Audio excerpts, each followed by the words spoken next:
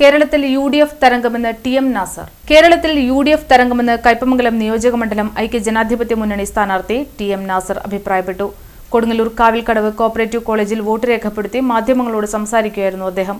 കയ്പമംഗലം ഉൾപ്പെടെയുള്ള മണ്ഡലങ്ങളിൽ യു.ഡി.എഫ് വിജയം നേടുമെന്നും ടി.എം. നാസർ പറഞ്ഞു. എൻ്റെ വോട്ട് കൊടുങ്ങല്ലൂർ നിയോജകമണ്ഡലത്തിലാണ്. കൊടുങ്ങല്ലൂർ നിയോജകമണ്ഡലത്തിലെ വോട്ട് ചെയ്യാൻ രാവിലെ വോട്ട് ചെയ്ത് 7 മണിക്ക് തന്നെ വന്ന് വോട്ട് ചെയ്ത് കയ്പമംഗലം നിയോജകമണ്ഡലത്തിൽ 191 ബൂത്തുകളിലും സന്ദർശനത്തിനായി ഞാൻ പോവുകയാണ്.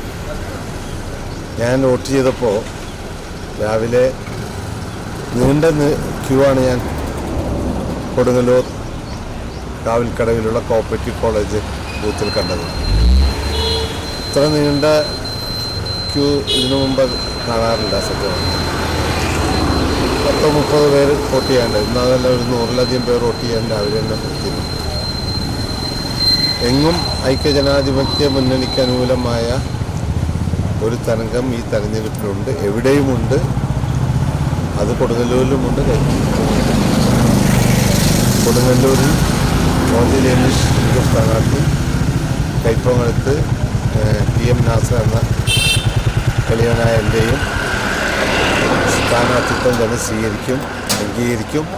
വോട്ട് നൽകി ഒമ്പിച്ച ഭൂരിപക്ഷത്തോടെ തിരഞ്ഞെടുക്കപ്പെടുമെന്നാണ് കഴിഞ്ഞ ദിവസത്തെ ജനങ്ങളുടെ വോട്ടർമാരുടെ പ്രതികരണം അനുസരിച്ച് മനസ്സിലാക്കാൻ കഴിയുന്നത്. ഇന്നും ക്യൂവിൽ നിൽക്കുന്ന ആളുകളുടെ സന്തോഷവും ആഹ്ലാദവും കാണുമ്പോൾ ഞങ്ങളുടെ പ്രതീക്ഷ കൂടുകയാണ്.